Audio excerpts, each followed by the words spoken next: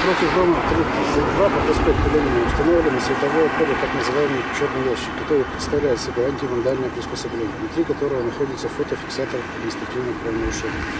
Значит, аналогичный прибор устанавливается 25-27 километров автодороги, фотоскоряжная линия Торнинская, многие уже получали оттуда штрафные квитанции.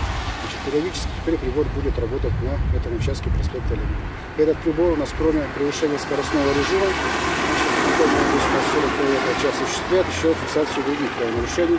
Также наиболее распространенного это обгон на пешеходном переходе.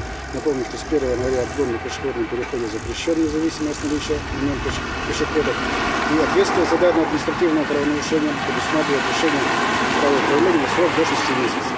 Значит, еще хочется подчеркнуть, что если в качестве радара, значит, когда измеряет скорость прибора, излучает, значит, определенный диапазон волн, то в режиме фотофиксации обгона, значит, излучения нет. Поэтому многие антирадары на него будут просто не реагировать, как на прибор «Одиссей», который находится напротив станции сортировочной. В ближайшее время аналогичные приспособления будут установлены на улице Набережной и на улице Архангельской. Значит, график работы этих приборов у нас скользящий, то есть не привязан к каким-то определенным часам и дням. Ну, допустим, на участке автодороги, здесь-то прибор не так давно стоит, а автодороги Котлас-Коряж-Малина-Подомская, там где-то у нас порядка 4000 административных правонарушений за год выявляется, нарушение скоростного режима. Ну, у кого есть радар-детекторы, значит, многие в курсе, поскольку, значит, они большинство из них реагируют на излучение прибора, а остальные, ну, мы не обязаны информировать согласно правилам установки этих приборов, хотя есть знак специальный, правила дорожного движения предусмотрен, но его установка не обязательна. Как вы считаете, радар вот поможет где-то вот как-то предотвратить некоторые... Как из опыта применения его на автодороге, Котлас-Коряжина, значит, показывает, что да, действительно реально снижается количество ДТП с пострадавшими на этих участках автодорог.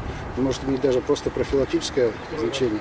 То есть если прибор радар-детектор автомобиля среагировал вовремя, водитель, естественно, меньше скорость. Комплекс представляет собой, значит, радар, совместно установленный с фотоаппаратом с высокого разрешения камеры. Также комплекс предусмотрен для работы в ночное время, если не вспышка специальная. И также находится аккумулятор, который осуществляет бесперебойное питание. То есть прибор не зависит от электроснабжения у нас.